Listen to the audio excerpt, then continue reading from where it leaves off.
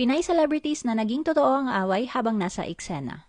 Naging totohanan ang sampalan at sabunotang eksena ni Marian Rivera at Katrina Halili sa remake ng Marimar. Bagamat itinanggi nila ang issue noon, inamin din nila kalaunan na nagkaroon sila ng hindi pagkakaunawaan na nadala sa labas ng kamera.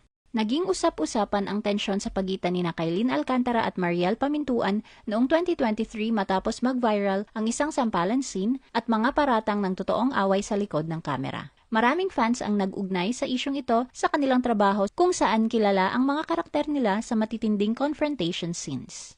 Noong February 2013, may balitang nagkatotohanan ang isang sampalan at sabunutan scene ni Kim Chiu at Maha Salvador sa ina, kapatid, anak. Ayon sa mga report, kapwa nagkaroon ng mga pasa ang dalawa. Nag-ugat daw ang hidwaan nila dahil sa pagkakaroon ng relasyon ni Maha kay Gerald nung panahong iyon.